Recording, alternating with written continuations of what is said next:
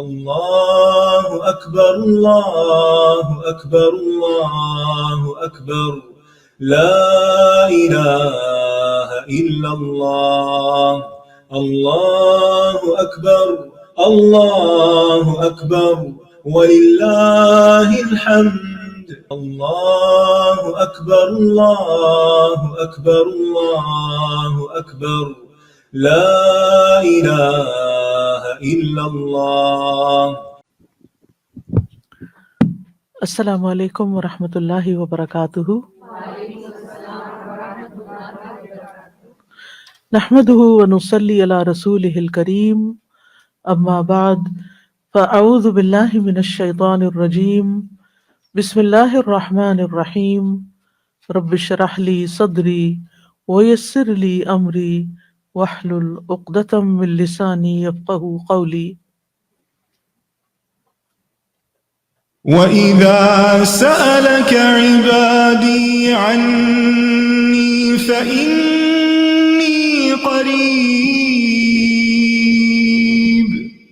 أُجِيبُ دَعْوَةَ الدَّاعِ إِذَا دَعَانِ فَلْيَسْتَجِيبُوا لِي وَلْيُؤْمِنُوا بِي لَعَلَّهُمْ يَرْشُدُونَ.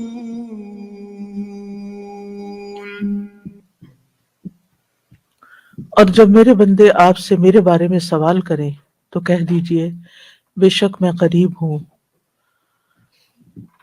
میں پکارنے والے کی پکار کا جواب دیتا ہوں جب وہ مجھے پکارے. تو ان کو چاہیے کہ وہ میرا حکم مانیں اور مجھ پر ایمان رکھیں تاکہ وہ ہدایت پائیں. فاستغفروه ثم توبوا إليه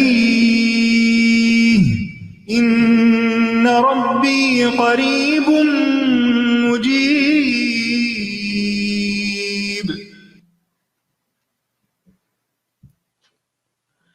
لا الہ الا اللہ وحدہ لا شریک لہ اللہ اکبر کبیرا والحمد للہ کثیرا وسبحان اللہ رب العالمین لا حول ولا قوة الا باللہ العزیز الحکیم.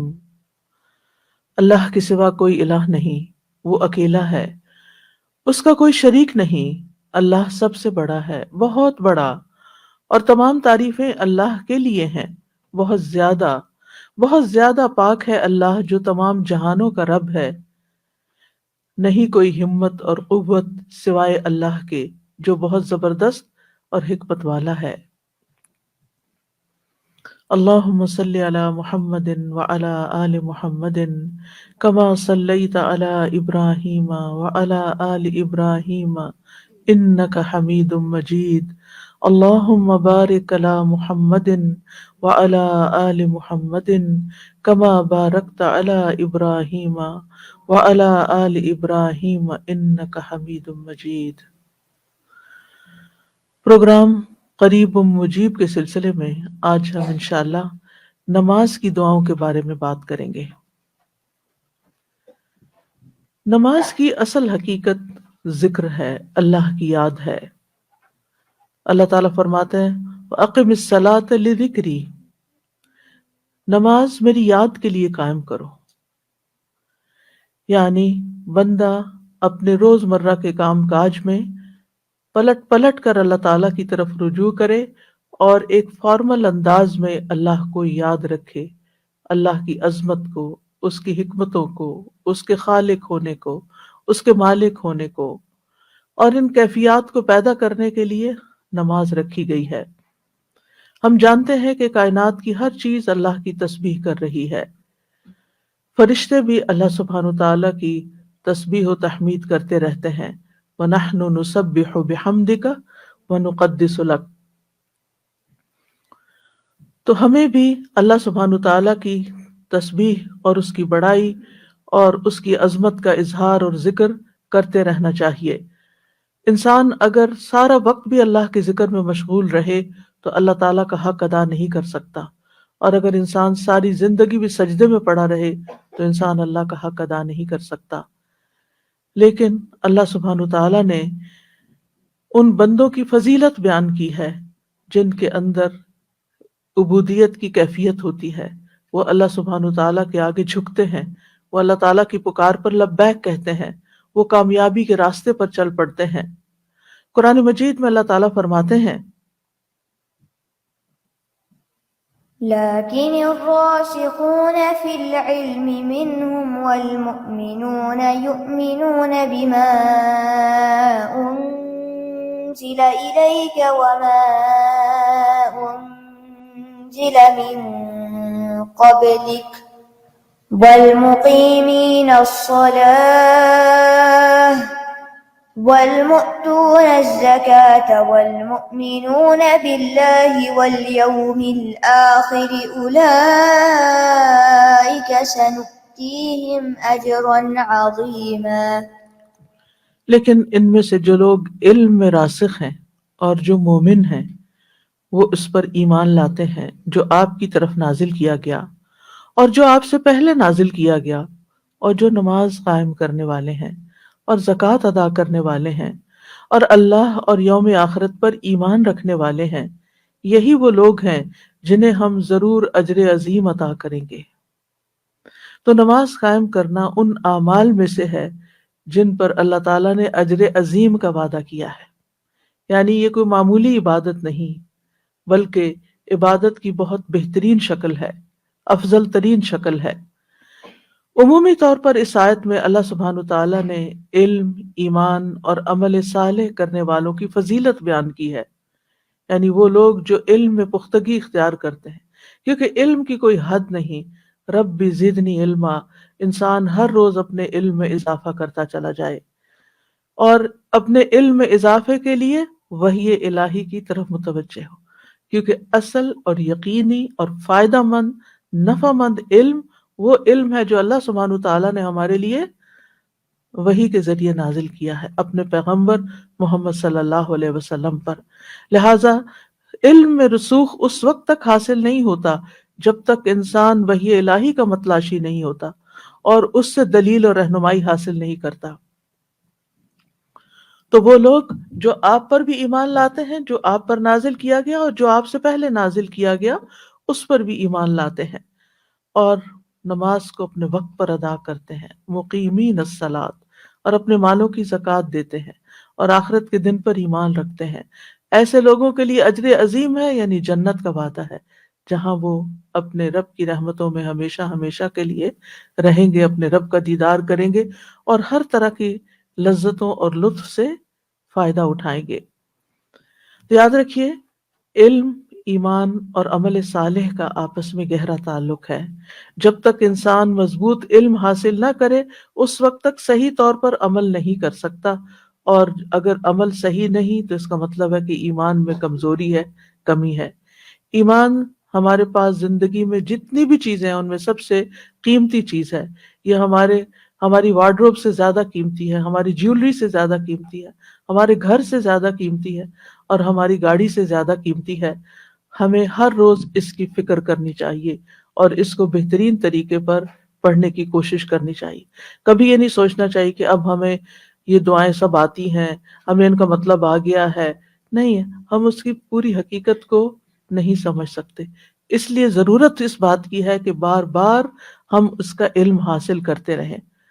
نماز کو بھی ایمان کہا گیا ہے، وما کان اللہ لیضیع ایمانکم، کیونکہ نماز میں انسان کی نیت، قول اور عمل سب کچھ ہوتا ہے، اور ایمان کی بھی یہی تعریف ہے، اس میں بھی نیت، قول اور عمل تینوں چیزیں ہوتی ہیں۔ تو اس لیے ہمیں نماز کی طرف پوری طرح توجہ کرنی چاہیے اور اس کے لیے اپنے علم کو مضبوط کرنا چاہیے۔ راسخون، راسخ کی جمع ہے، راسخ کا مطلب ہوتا ہے کسی چیز میں مضبوطی سے گڑ جانا، اس علم کا پختہ ہو جانا۔ اگر میں آپ سے پوچھوں کہ التحیات للہ کا کیا مطلب ہے تو آپ تھوڑا سا غور کریں گے، بھولے ہوئے ہیں کیا مطلب ہے، کیا کہ یہ کیوں بولتے ہیں ہم، لیکن ہم ہر روز التحیات للہ دن میں کئی دفعہ پڑھتے ہیں، لیکن ہم اس میں راسخ ابھی تک بھی نہیں ہے۔ اس لیے اس علم کا حاصل کرنا ضروری ہے کہ ہم جو کہیں نماز کے ایک ایک لفظ کو اچھی طرح سمجھ کے کہیں۔ راسخ وہ ہوتا ہے جو ایسا مضبوط درخت ہوتا ہے جس کو کوئی آندھی، کوئی ہوا، کوئی چیز ہلا نہیں سکتی. یعنی ہمارا اس طرح علم ہو نماز کے بارے میں کہ اس پر کسی قسم کے شکوک و شبہات کچھ بھی اثر نہ کریں. اور پھر یہ کہ اللہ کے لیے عاجزی کرتے ہوئے، انتہائی جھکے ہوئے، کیونکہ جس کے اوپر علم کے پھل لگنے لگتے ہیں وہ انسان عاجز ہونا شروع ہو جاتا ہے. اور نماز کے اندر بھی عاجزی ہوتی ہے. اور راسخ فی العلم وہ ہوتا ہے جس کے اندر تقویٰ ہوتا ہے، عاجزی اور انکساری ہوتی ہے، دنیا کے بارے میں بے رغبتی ہوتی ہے، اور وہ اپنے نفس کے ساتھ مسلسل مجاہدہ کرتا رہتا ہے. کیونکہ جو نئی نئی چیزیں وہ سیکھتا ہے انسان، وہ اس کو اپنے اندر لانے کی کوشش کرتا ہے، اور اس کے لیے انسان کو محنت کرنی پڑتی ہے، جد و جہد کرنی پڑتی ہے، ایک کانشیس لائف گزارنی پڑتی ہے. اور پھر جو ایمان رکھتے ہیں ان تمام چیزوں پر، تمام کتابوں پر، اور نماز قائم کرتے ہیں، تو مقیمین الصلاۃ کا لفظ آیا. ہم دیکھتے ہیں کہ ابتدائے قرآن سے لے کے انتہائے قرآن تک نماز کے ذکر کے ساتھ اقامت کا لفظ آتا ہے. یعنی جو نماز کو استقامت کے ساتھ اور کامل صورت میں ادا کرتے ہیں، مکمل شرائط، ارکان اور واجبات کے ساتھ ادا کرنے والے ہیں، اور مستحب اعمال کے ساتھ اس کو مکمل کرتے ہیں.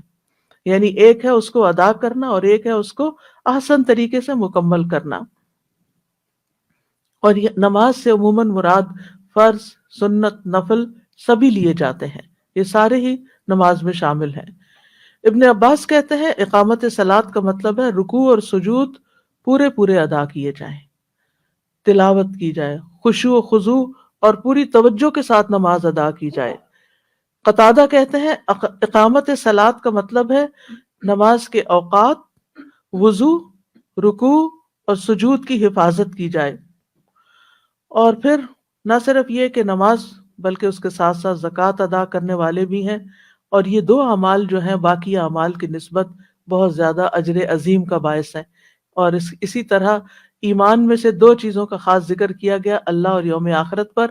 تو جس طرح اعمال میں نماز اور زکوٰۃ ہے، اسی طرح ایمانیات میں اللہ اور آخرت پر ایمان جو ہے وہ بہت زیادہ اہمیت کا حامل ہے.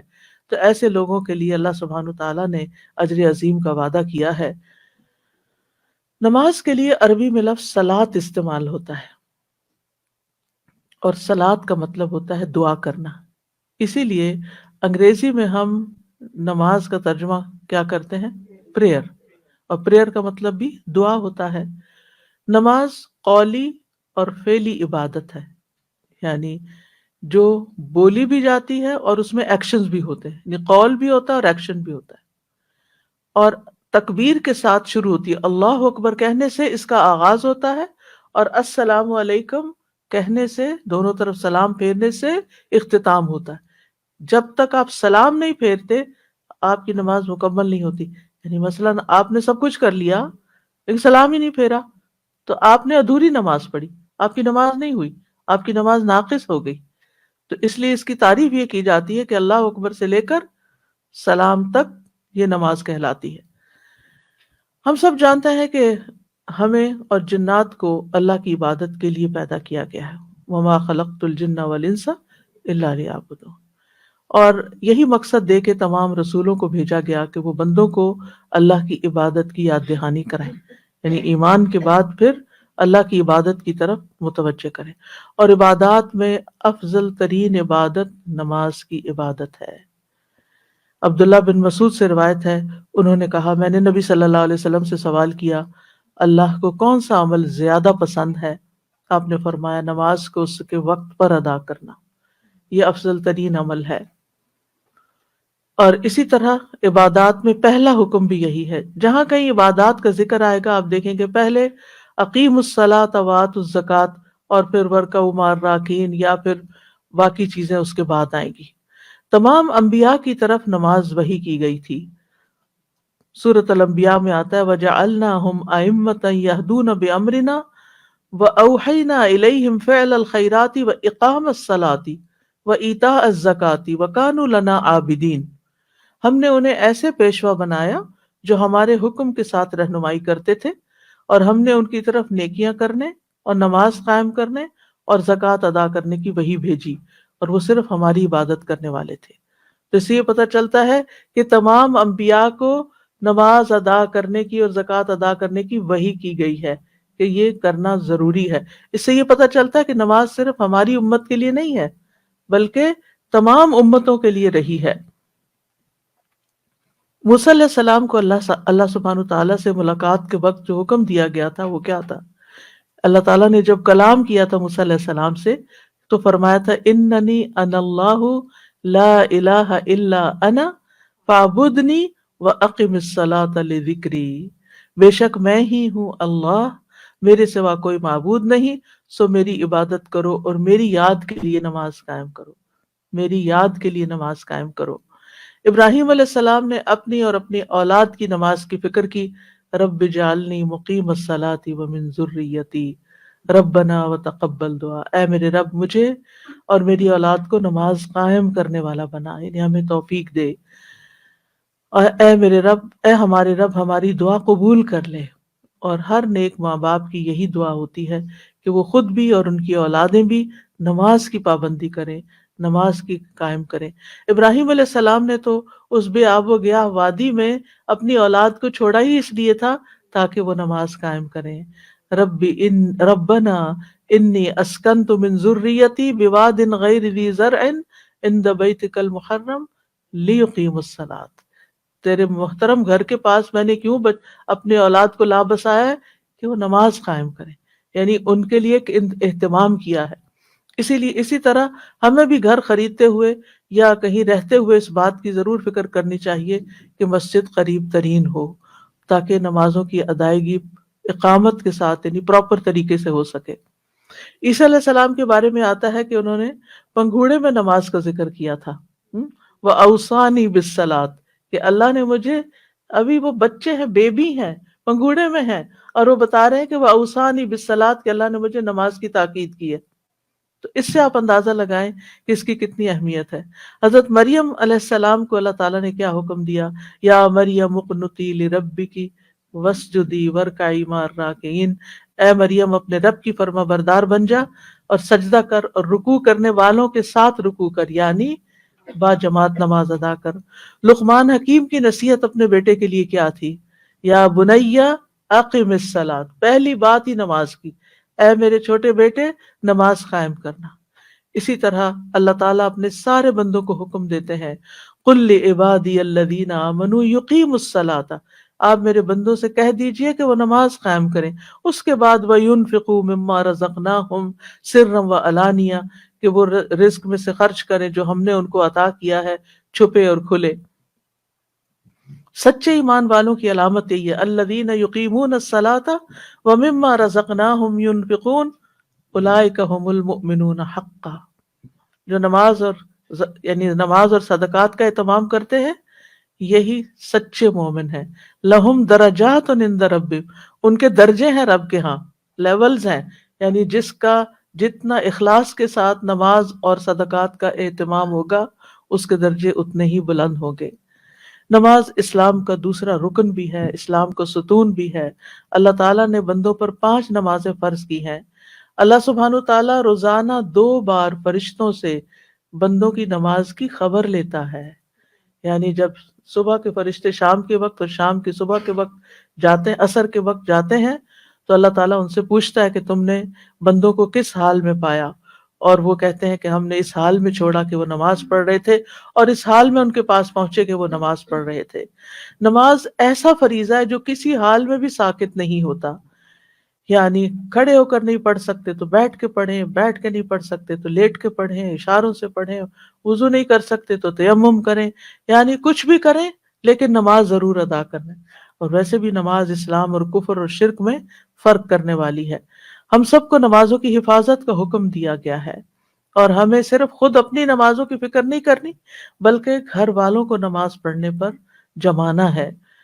وَأْمُرْ أَهْلَكَ بِالصَّلَاةِ وَاصْطَبِرْ عَلَيْهَا لَا نَسْأَلُكَ رِزْقًا، اور اپنے گھر والوں کو نماز کا حکم دیجیے اور اس پر خوب پابند رہیے، ہم تم سے کسی رزق کا مطالبہ نہیں کرتے۔ پھر یہ کہ حدیث میں آتا ہے کہ بچوں کو جب 7 سال کے ہو جائیں تو نماز کا حکم دو، اور 10 سال کے ہو جائیں اور نہ پڑھیں تو ان کو مار بھی سکتے ہو۔ حالت جنگ میں بھی نماز کی حفاظت کا حکم دیا گیا ہے۔ دجال جیسے عظیم فتنے کے وقت نماز کی حفاظت کی فکر کی تلقین کی گئی ہے۔ نبی صلی اللہ علیہ وسلم کے دنیا سے رخصت ہوتے ہوئے آخری الفاظ بھی کیا تھے؟ الصلاۃ الصلاۃ وما ملکت ایمانکم، نماز نماز۔ اور قیامت کے دن پہلا سوال بھی، پہلا حساب بھی نماز کے بارے میں ہوگا۔ اور اس میں اگرچہ یہ ساری باتیں اپنی جگہ، اس سے اس کی اہمیت پتہ چلتی ہے، لیکن فائدہ بھی ہمیں پہنچتا ہے، یعنی نماز پڑھنے سے ہم ہی کو فائدہ پہنچتا ہے کہ قد افلح المؤمنون الذین هم فی صلاتهم خاشعون، یقیناً وہ مومن فلاح پا گئے، پار ہو گئے جو اپنی نمازوں میں خشوع اختیار کرتے ہیں۔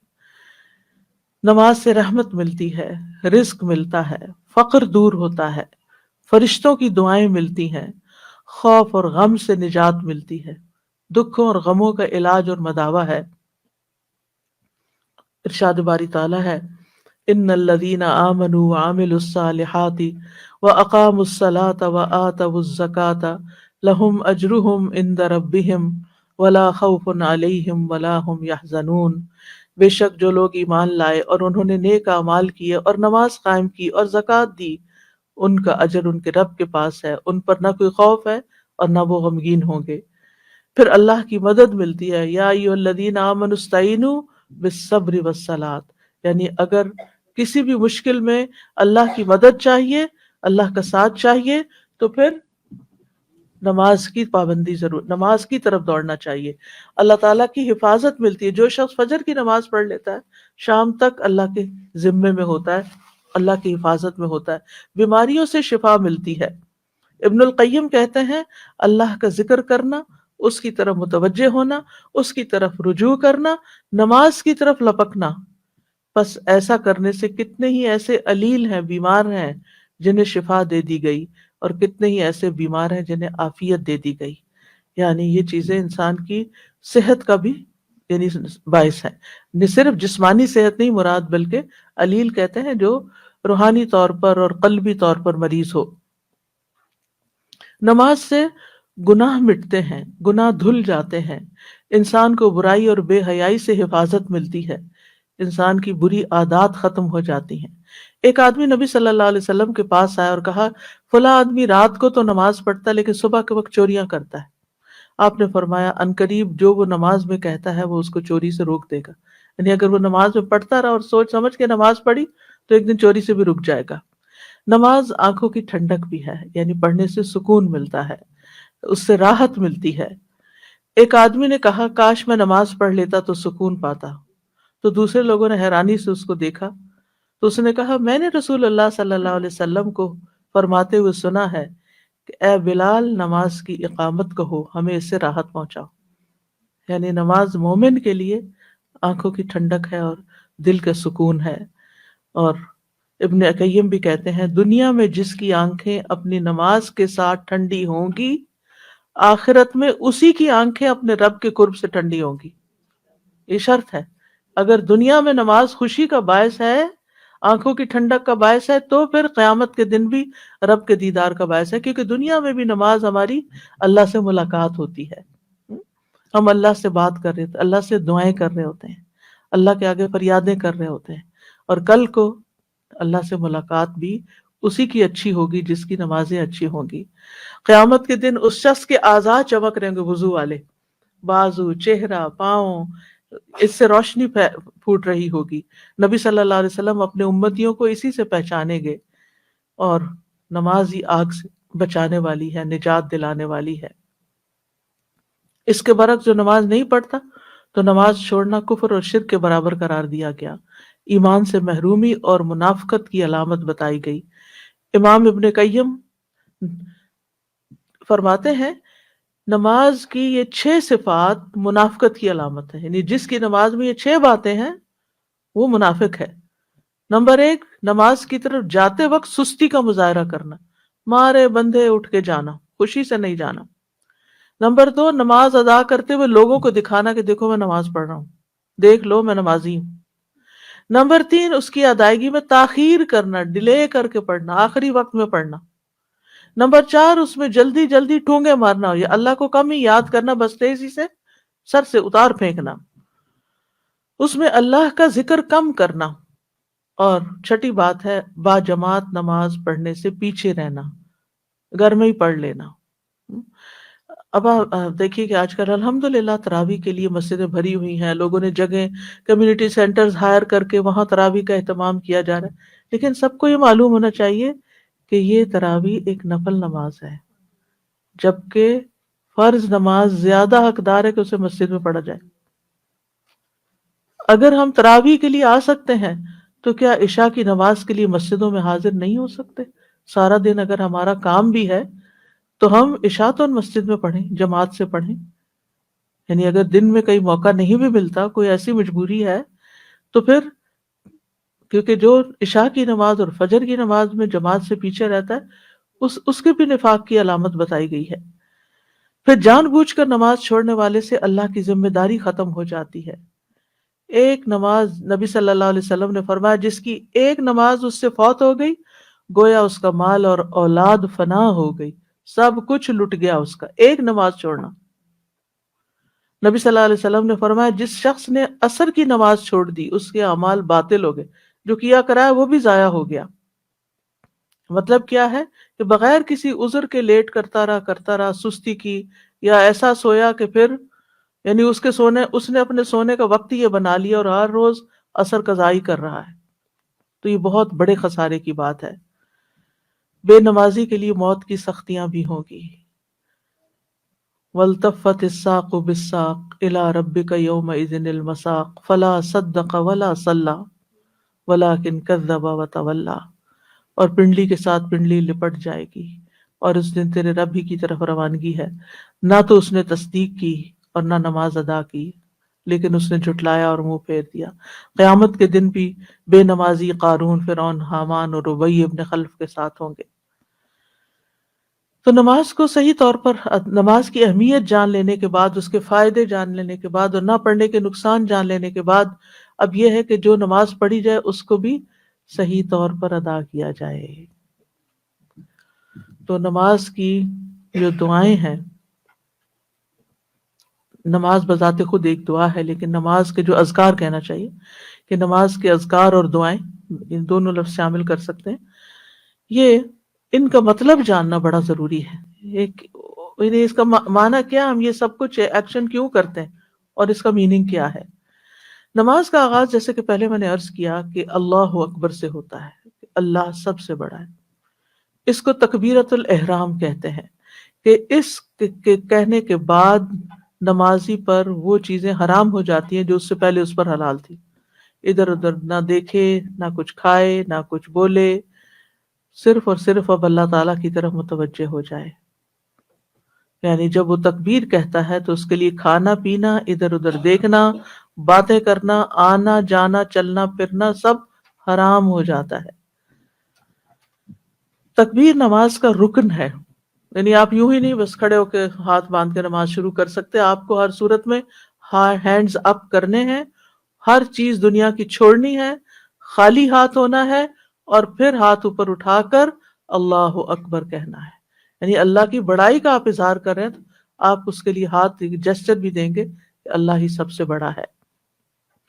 اس طرح کیے بغیر اللہ اکبر کہنا درست نہیں ہوتا، اور اس کو کہے بغیر نماز میں داخل نہیں ہوا جا سکتا۔ حضرت علی کہتے ہیں رسول اللہ صلی اللہ علیہ وسلم نے فرمایا، نماز کی کنجی وضو ہے، اس کی تحریم یعنی ہر چیز کا حرام ہونا اللہ اکبر ہے، اور تحلیل حلال ہونا السلام علیکم کہنا ہے۔ آپ دیکھیے کہ نماز سے پہلے جو اذان ہوتی ہے اس کا آغاز بھی کس سے ہوتا ہے؟ اللہ اکبر سے، اور نماز کا آغاز بھی اللہ اکبر سے، پھر ہر سٹیپ پر جاتے ہوئے پھر سے اللہ اکبر، سوائے رکوع سے اٹھنے کے وقت، اس میں حمد کے کلمات اور تسبیح ہے، لیکن باقی جو کھڑے ہو یعنی کہ شروع کرتے وقت، پھر رکوع میں جاتے وقت، پھر سجدے میں جاتے وقت، پھر سجدے سے سر اٹھا کر پھر دوبارہ سجدے میں جاتے وقت، پھر اتحیات پہ بیٹھتے وقت، یہ سب ان تمام مواقع پر اللہ اکبر کہنا ہوتا ہے۔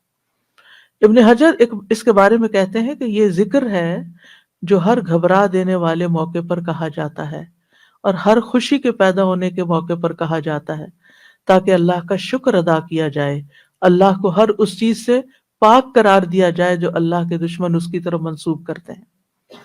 یعنی وہ جو شرک کرتے ہیں اس کے ساتھ، اور جو اس کی صفات میں تحریف کرتے ہیں، اللہ سبحانہ تعالیٰ ان سب چیزوں سے بہت ابو ہے. اس کو کوئی چیز کسی کی بد زبانی، گالی، کچھ بھی اس کو کوئی نقصان نہیں دیتی. وہ ان سب چیزوں سے بالا و افضل ہے، سب سے بڑا ہے. سلف صالحین جو تھے وہ نماز میں تکبیر تحریمہ میں شامل ہونے کا بہت اہتمام کرتے تھے. یعنی جماعت میں یہ نہیں کہ چلو آخری رکعت میں بھی شامل ہو تو جماعت کا ثواب ملے، اس بات کے نہیں حریص ہوتے. وہ اس بات کے ہوتے تھے کہ ہماری تکبیر تحریمہ جو ہے وہ مس نہ ہو، ہم امام کے ساتھ اللہ اکبر کہیں کہ نماز کا کچھ حصہ بھی اس میں سے کم نہ ہو. جیسے ایک ہوتا ہے نا گلاس آپ پورا بھرتے اور ایک یہ ہوتا کہ آدھا ایمٹی ہے یا کوارٹر ایمٹی ہے، تو نماز بھی اسی طرح اگر آپ پوری جماعت سے پڑھتے ہیں تو وہ اور طرح ہے، اور اگر آپ جتنا کم کرتے چلے جاتے ہیں اس کا لیول اتنا ہی کم ہو جاتا ہے اجر و ثواب کا بھی. اور یہ بھی کہا جاتا ہے کہ اللہ اس کام میں برکت نہ ڈالے جو بندے کو نماز سے غافل کر دے. یعنی ادھر نماز ہو رہی ہے اور آپ ادھر کوئی اور کام کیے جا رہے ہیں تو اس کام میں بھی برکت نہیں ہوتی. اور جہاں تک نماز میں تکبیر کہنے کی اہمیت ہے یا حکمت ہے تو امام عز ابن عبد السلام کہتے ہیں جب نماز کا مقصد ذکر ہے تو جس ہستی کا ذکر کیا جا رہا ہے اس کی قدر و منزلت جاننا بھی ضروری ہے کہ وہ ہے کون جس کا ذکر کر رہے ہیں، اور اس کو پیش نظر رکھنا ضروری ہے کہ انسان اس ہستی کے ساتھ ادب کو لازم کر لے. پس نماز کو تکبیر کے ساتھ شروع کیا جاتا ہے جو اللہ تعالیٰ کی بڑائی اور کبریائی کو بیان کرتی ہے، تاکہ بندہ جان لے کہ کس کے لیے کھڑا ہو رہا ہے، کس کے لیے جھک رہا ہے اور کس کے لیے بیٹھ رہا ہے. اللہ کے لیے جو سب سے بڑا ہے، اور تاکہ وہ ایسی فرما برداری اور عاجزی کرے جیسی کرنی چاہیے، اور اس عاجزی کے ساتھ اللہ کی بڑائی بیان کرے. یعنی اپنے آپ کو چھوٹا کرے اور اللہ کو سب سے بڑا بیان کرے. اور جب وہ اللہ کو بڑا سمجھے گا تو ہی نماز کے سارے آداب کو ملحوظ خاطر رکھے گا، ظاہری اور باطنی طہارت کو، اور پھر اللہ تعالیٰ کی طرف متوجہ ہو کر خشوع و خضوع اختیار کرنے کو، کیونکہ وہ سمجھتا ہے کہ اس وقت اللہ تعالیٰ کی ذات سب سے زیادہ امپورٹنٹ ہے. جو خیال اس کو آتا ہے وہ اس کو جھٹک دیتا ہے، اٹس ناٹ امپورٹنٹ، یہ امپورٹنٹ نہیں، یہ ضروری نہیں، یہ کوئی بڑی چیز نہیں، اللہ سب سے بڑا ہے.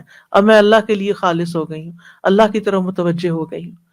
لیکن افسوس ہم سب پر کہ ہم نماز میں کھڑے ہو کر زبان سے کہہ کر بھی کہ اللہ اکبر، دنیا بھر کی باتیں سوچتے ہیں، وہ باتیں سوچتے ہیں جو اس سے پہلے کبھی نہ سوچی ہوں. اللہ ہم سب کو توفیق دے کہ ہم واقعی ایسی نماز پڑھیں کہ جس میں اللہ تعالیٰ کی بڑائی ملحوظ خاطر ہو، اور ہم اس اللہ اکبر کا مطلب سمجھیں کہ ہم اللہ کو بڑا کہہ رہے ہیں اور باقی چیزیں چھوٹی. ہمیں کیا خیال آتے ہیں، کوئی غم رنج ہوتا ہے ہمارے دل میں، وہ اس کا خیال آ رہا ہوتا ہے بار بار، اس نے مجھے ہرٹ کر دیا، اس نے یہ کر دیا، اس نے وہ کر دیا، اس کا یہ تو اللہ ان سب باتوں سے بڑا ہے. مجھے اس وقت اللہ کے بارے میں سوچنا ہے، اللہ تعالیٰ کا ذکر کرنا ہے. یہ اپنی لے کے کہاں بیٹھ گئی ہوں پھر سے کہ پھر اپنے بارے میں سوچے جا رہی ہوں کہ میرے ساتھ یہ ہوا اور میرا وہ ہو گیا. نہیں، ہمیں اس وقت کیا سوچنا ہے کہ میں اللہ کے دربار میں حاضر ہوں اور مجھے اسی کی طرف توجہ کرنی ہے. تو تکبیر کا تقاضا کیا ہے کہ انسان اللہ کو ہر چیز سے بڑا تسلیم کرے اور اللہ کے علاوہ کسی اور چیز میں مشغول نہ ہو، اللہ کے علاوہ اور خیالوں میں مشغول نہ ہو. یعنی دل کو اللہ کی طرف حاضر کرے. اور پھر یہی چیز انسان کو ریاکاری سے بھی بچاتی ہے. نماز میں ریاکاری کے بہت چانسز ہوتے ہیں کہ کوئی آپ کو دیکھ رہا ہے، آپ اچھے سے نماز پڑھنا شروع کر دیں، کوئی سن رہا ہے تو آپ اچھی سی قرات شروع کر دیں اس میں، تو یہ کیا ہو گیا؟ ریاکاری ہو گئی. تو جب آپ کہتے ہیں اللہ سب سے بڑا ہے تو پھر ریاکاری کا خیال چھوڑ دیں کہ کسی اور کو کیوں دکھانے کے لیے میں پڑھوں. اللہ جب سب سے بڑا ہے اور اس کے حضور حاضر ہوں اور وہ دیکھ رہا ہے، بس یہی کافی ہے میرے لیے. کوئی اور دیکھ رہا ہے یا نہیں، کوئی اور توجہ کر رہا ہے یا نہیں، مجھے کسی اور کو دکھانے کے لیے نماز نہیں پڑھنی، مجھے صرف اور صرف اللہ کے لیے نماز پڑھنی ہے. اور جب انسان اللہ کو بڑا مان لیتا ہے تو اس کے اندر پھر خشوع آنے لگتا ہے کہ میں چھوٹا ہوں، عاجزی آنے لگتی ہے، وہ اللہ کے آگے جھکنے لگتا ہے.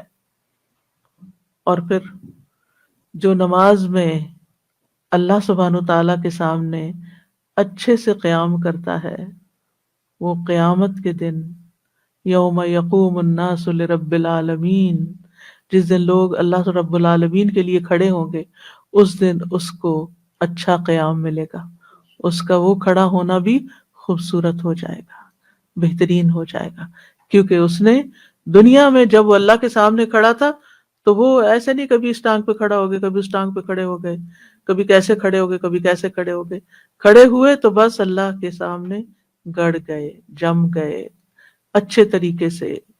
تو جو دنیا میں اللہ سبحانہ تعالیٰ کے ساتھ اچھا معاملہ کرے گا، قیامت کے دن جب بندہ اللہ سبحانہ تعالیٰ کے سامنے کھڑا ہوگا تو اللہ تعالیٰ بھی اس کے ساتھ اچھا معاملہ فرمائے گا. پھر اس کے بعد ہم جب اللہ اکبر کہتے ہیں تو پھر قیام ہوتا ہے، یعنی تکبیر کہہ کر سینے پر ہاتھ باندھتے ہیں اور نگاہیں سجدے کی جگہ پر ہوتی ہیں، اور کسی اور طرف انسان کی توجہ نہیں ہونی چاہیے، کیونکہ اللہ سبحانہ تعالیٰ اس وقت اپنے بندے کی طرف متوجہ ہوتا ہے جب تک وہ نماز میں ادھر ادھر توجہ نہیں کرتا، اور اگر بندہ ادھر ادھر ہوتا ہے تو اللہ تعالیٰ کی توجہ سے محروم ہو جاتا ہے. ابن قیم نماز میں قیام کی حکمت کے بارے میں کہتے ہیں، نماز کا راز اور اس کا مغز بندے کا نماز میں اللہ کی طرف متوجہ ہونا ہے، اور دل کا مکمل طور پر اللہ کے سامنے حاضر ہونا ہے، اور بندے کا مقام ایسے معزز آدمی جیسا ہوتا ہے جو بادشاہ کے دروازے کی طرف جاتا ہے. وہ اپنی غلطیوں اور لغزشوں کی معذرت کرنا چاہتا ہے، اس کی سخاوت اور رحمت کی بارشوں کو طلب کرتا ہے، اس سے وہ کھانا طلب کرتا ہے، اس سے وہ کھانا طلب کرتا ہے جو اس کے دل کو غذا مہیا کرے تاکہ وہ اس کی خدمت میں قیام پر طاقت حاصل کرے. تو جب وہ اس کے دروازے پر پہنچا تو اب سوائے بادشاہ کے ساتھ سرگوشی کرنے کے کچھ بھی باقی نہیں رہا. یعنی اب بادشاہ کے پاس گئے ہیں تو بادشاہ سے بات کریں گے نا، ادھر ادھر باتیں تو نہیں کریں گے. یہ کتنی بے ادبی کی بات ہوتی ہے کہ آپ مثلا کسی بندے سے کسی کے گھر ملنے کے لیے جاتے ہیں، آپ اس سے کوئی بات ہی نہیں کرتے، آپ کبھی دائیں والے سے بات کرتے کبھی بائیں والے سے بات کرتے ہیں، اس کو کیسا لگے گا؟ یا اپنا فون دیکھتے رہتے ہیں. آج کل تو یہ وبا پھیل گئی ہے، ملنے گئے کسی سے اور دیکھ رہے ہیں اپنا فون بار. اچھا کچھ لوگ یہ عادت ہوتی ہے، وہ وہاں کسی سے ملنے گئے، والدہ سے ملنے گئے بڑے اہتمام سے، جی آج والدہ سے ملاقات کا دن ہے، والدہ سے ملنے گئے ہیں اور ابھی سلام دعائی ہوئی ہے کہ فون آ گیا، اچھا ایک منٹ، وہاں سے باہر نکل گئے، یا پھر ان کے سامنے بیٹھے رہے اور زمانے بھر کے بزنس کی باتیں کر کے اور پھر فون رکھ کے، اچھا اور کیا حال ہے، اچھا میرا خیال ہے میٹنگ کا ٹائم ہو گیا چلتے ہیں، چلو بھائی ملاقات ہو گئی والدہ سے. یہ رویے ہیں آج کل لوگ، یعنی کہ بچوں کے کہہ لیں یا لوگوں کے کہہ لیں کہ سب سے جو معزز جس کا ہم نے والدین کے حقوق میں پڑھا کہ والدین میں سے بھی ماں کا حق زیادہ ہے، اس ماں کے ساتھ اگر یہ سلوک ہے تو آپ باقیوں کے ساتھ، باقی انسانوں کا کیا حق دیں گے اور ان کو کیا رسپیکٹ دیں گے اور ان کے کتنے حقوق ادا کریں گے. اور جب آپ بندوں کے حقوق نہیں ادا کرتے اور آپ کو اتنے مینرز نہیں کہ آپ بندوں کے ساتھ صحیح معاملہ کریں، تو اللہ کے حضور حاضر ہو کر بھی پھر کیا معاملہ ہوگا؟ وہاں بھی ہماری کیا توجہ ہوگی؟ کھڑے اللہ کے حضور ہیں، اس کے لیے ہم نے اللہ اکبر کہی اور قیام کیا اور ہاتھ باندھے اور دنیا بھر کی باتوں میں مشغول ہیں. ہمیں اس کے لیے ایفرٹ لگانی ہے کہ نہیں، واپس اللہ ہی کی طرف توجہ کرنی ہے. پھر جب ہاتھ باندھ دیتے ہیں تو استفتاح کی دعائیں شروع ہوتی ہیں، جن میں سے ایک دعا ہے اللہ اکبر کبیرہ والحمد للہ کثیرا وسبحان اللہ بکرۃ واصیلا. ابن عمر کہتے ہیں ہم رسول اللہ صلی اللہ علیہ وسلم کے ساتھ نماز پڑھ رہے تھے کہ لوگوں میں سے ایک آدمی نے کہا، یہی دعا پڑھی، اللہ اکبر کبیرہ والحمد للہ کثیرا وسبحان اللہ بکرۃ واصیلا. تو رسول اللہ صلی اللہ علیہ وسلم نے فرمایا، اس طرح کے کلمات کہنے والا کون ہے؟ لوگوں میں سے ایک آدمی نے عرض کیا، اے اللہ کے رسول میں ہوں. آپ نے فرمایا، مجھے تعجب ہوا کہ اس کے لیے آسمان کے دروازے کھولے گئے. یعنی اتنی قبولیت ہوئی اس بندے کے ان کلمات کو، ابن عمر کہتے ہیں میں نے ان کلمات کو پھر کبھی بھی نہیں چھوڑا، کہ اگر یہ اتنے اچھے کلمات ہیں کہ اس کے لیے آسمان کے دروازے کھلتے قبول ہو جاتے ہیں، تو پھر اور کیا چاہیے۔ وہ کہتے ہیں میں نے کبھی نہیں چھوڑا جب سے میں نے رسول اللہ صلی اللہ علیہ وسلم کو یہ فرماتے ہوئے سنا۔ اور اس میں آپ دیکھیے کہ صرف اللہ اکبر نہیں، اللہ اکبر کبیرہ، اللہ بڑا ہے، بہت بڑا، یعنی میں نے اللہ کی بڑائی بیان کی، بہت زیادہ بڑائی۔ اور یہ اللہ کے اس فرمان کی تعمیل ہے جس میں اللہ تعالیٰ فرماتے ہیں وَكَبِّرْهُ تَكْبِيرًا، کہ اس کی بڑائی بیان کرو، خوب بڑائی بیان کرنا۔ تو وہ کیسے بیان کریں گے؟ اللہ اکبر کبیرہ کہہ کر۔ اور اس سے بے چین دل اطمینان پاتے ہیں، یعنی جب آپ اللہ تعالیٰ کی تعریف میں اضافہ کرتے ہیں تو آپ کے اپنے دل کو ایک قرار آتا ہے اور اس کی عظمت کے ساتھ ایک اطمینان نصیب ہوتا ہے۔ جب دل حیران پریشان ہوتا ہے، لاسٹ ہوتا ہے، تو ایسے کلمات سکون کا باعث ہوتے ہیں۔ اور اللہ کی بڑائی بیان کرنے سے مشکلات بھی حل ہوتی ہیں، مصیبتیں زائل ہو جاتی ہیں، پریشانیاں اٹھا دی جاتی ہیں، غموں کے بادل چھٹ جاتے ہیں، بیماروں کو شفا مل جاتی ہے، کیونکہ انسان اس بات کا اظہار کرتا ہے اللہ سب سے بڑا ہے۔ مجھے کسی کی نظر، کسی کا حسد، کسی کا میرے بارے میں برا چاہنا، میرے خلاف سازشیں کرنا کوئی نقصان نہیں دے گا، کیونکہ اللہ ان سب سے بڑا ہے۔ اللہ تعالیٰ ان کو کنٹرول کر سکتا ہے، اللہ تعالیٰ ان کی شر سے مجھے بچا سکتا ہے، اللہ سب سے بڑا ہے۔ تو اللہ تعالیٰ کی بڑائی بیان کرنے سے ایمان پختہ ہوتا ہے، یعنی یہ دعا تو ہے ہی دعائے استفتاح، لیکن اس کے پڑھنے کا فائدہ کیا ہے؟ ایمان پختہ ہوتا ہے، بھلائیوں کے دروازے کھل جاتے ہیں، اللہ تعالیٰ پر ایمان اور زیادہ راسخ اور یقین پختہ ہو جاتا ہے، اللہ تعالیٰ کے ساتھ تعلق بڑھ جاتا ہے، کیونکہ آپ نے صرف اللہ اکبر نہیں کہا، اللہ اکبر کبیرہ کہا، اور پھر آسمانوں کے دروازے بھی کھل جاتے ہیں۔ اور اصل میں کثیرہ جو ہے یہ صفت ہے حمدن کثیرہ کی، والحمد للہ کثیرہ، تو حمدن کثیرہ ہے اصل میں، اور سبحان اللہ بکرتم و اصیلا، اور اس میں سبحان اللہ نہیں خالی کہا گیا، بکرتن و اصیلا، صبح اور شام کا ذکر کیوں؟ ان دو وقتوں کو اس لیے خاص کیا گیا کہ دن اور رات کے فرشتے ان میں کٹھے ہوتے ہیں ہماری نماز میں، فجر میں اور عصر کے وقت، یعنی کہ دونوں، بکرت اصیل کہتے ہیں عصر کا وقت اور بکرا کہتے ہیں صبح کا وقت۔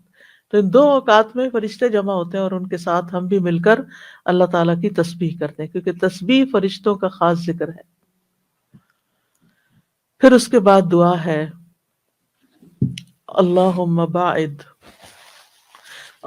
باعد بینی و بین خطایایا کما باعدت بین المشرق والمغرب، اللہم نقنی من الخطایا کما ینقی الثوب الابیض من الدنس، اللہم اغسل خطایایا بالماء والثلج والبرد۔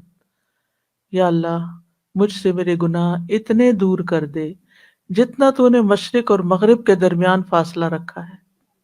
اے اللہ مجھے گناہوں سے اس طرح پاک صاف کر دے جیسے سفید کپڑا میل کچیل سے پاک صاف کیا جاتا ہے۔ اے اللہ میرے گناہ پانی سے، برف سے اور اولوں سے دھو دے۔ نبی صلی اللہ علیہ وسلم تکبیر اور سورۃ فاتحہ کے درمیان یہ دعا پڑھا کرتے تھے۔ ابو ہریرہ کہتے ہیں، علم کے حریص تھے نا، وہ کہتے ہیں کہ رسول اللہ صلی اللہ علیہ وسلم تکبیر اور قرات کے درمیان کچھ سکوت فرماتے، یہ نہیں کہ کچھ بھی نہیں بولتے تھے، یعنی ہمیں سنائی نہیں دیتا تھا۔ میں نے عرض کیا یا رسول اللہ میرے ماں باپ آپ پہ قربان ہو، آپ تکبیر اور قرات کے بیچ میں کیا پڑھتے ہیں؟ انہوں نے یہ نہیں کہا آپ چپ کیوں رہتے ہیں، سوال کا انداز دیکھیے، کیونکہ ان کو پتا تھا کہ نماز جب شروع ہو جاتی ہے تو گنگے بن کے نہیں کھڑے ہوتے، بیچ میں کچھ نہ کچھ پڑھنا ہی ہوتا ہے۔ آپ نے فرمایا میں کہتا ہوں اللہم باعد بینی و بین خطایا، آخر تک۔ تو اس میں آپ دیکھیے کہ نماز میں عبادت اللہ کی ہو رہی ہے، اور پھر اللہ اکبر کہہ کے اللہ کی بڑائی بیان کر کے ہم سب سے پہلے اللہ ہی سے پھر دعا شروع کر دیتے ہیں، دعا سے ہی آغاز کر رہے ہیں۔ تو نماز ہے ہی دعا، تو اس میں کیا مانگتے ہیں ہم اللہ سے کہ یا اللہ اللہم باعد بینی و بین خطایا، یعنی میرے گناہوں کو مجھ سے دور کر دے، یعنی جو ہو چکے ہیں اب ان کے جو برے اثرات ہیں وہ مجھ پہ نہ پڑے. یا اللہ میرے گناہوں کا جو ڈھیر ہے، گندگی کا جو ڈھیر، مجھے اس سے دور کر دے، وہ مجھ سے لے جا، صاف کر دے، اس کو ختم کر دے. ہر 2 نمازوں کے بیچ میں ہم گناہ کر کے پھر آ جاتے ہیں، پھر گناہوں کا ٹوکرا لے کے پہنچ جاتے ہیں، پھر اللہ سے دعا کرتے ہیں اللہم باعد بینی و بین خطایا. کیوں؟ اس لیے کہ بندہ مومن کو یہ پتا ہوتا ہے کہ یہ گناہ نقصان دہ ہے، یہ ٹاکسنز ہیں، یہ زہر ہیں، یہ میرے لیے تکلیف، یہ آگ ہے. گناہ کیا ہے؟ آگ کا بنڈل، اگر میرے ساتھ لگے تو جلا دیں گے، تو اللہ ان کو دور کر دے. میں ان کو ساتھ نہیں رکھنا چاہتا، کیے تو میں نہیں ہے لیکن تو ان کو مجھ سے ہٹا دے. اب یہ ساری چیزیں کیا ہیں؟ یعنی دور کر دے، جگہ کے اعتبار سے نہیں، میری ذات سے بھی اور وقت کے اعتبار سے بھی. اور یہ ایک مجازی طور پر بات کی گئی ہے، ورنہ فزیکلی گناہ ہمیں اس وقت نظر نہیں آ رہے ہوتے کہ ہمیں پاس نظر آ رہے ہیں تو ہم کہتے ہیں ذرا ان کو پرے ہٹا دیں. یہ نہیں، یعنی جہاں بھی اللہ کو زیادہ پتا نا ہمارے گناہ کہاں لکھے گئے ہیں اور وہ کس طرح ہمارے اوپر اب اثر انداز بھی ہو رہے ہیں. ایک غلط بات ہم کہتے ہیں نا، وہ اس کا اثر واپس ہم پر ہی آ رہا ہوتا ہے. کتنی دفعہ ایسا ہوتا ہے نا کہ منہ سے کوئی غلط بات نکل جاتی ہے انسان ہونے کے ناطے، پھر بعد میں سارا وقت اسی کی ریگریٹ ہوتی رہی، یہ میں نے کیوں کہا، یہ کیا کیا میں نے، کیوں بول دیا. اب وہ باہر پر اندر تکلیف پنچ ہو رہی ہے. تو اب پھر کیا ہوتا ہے؟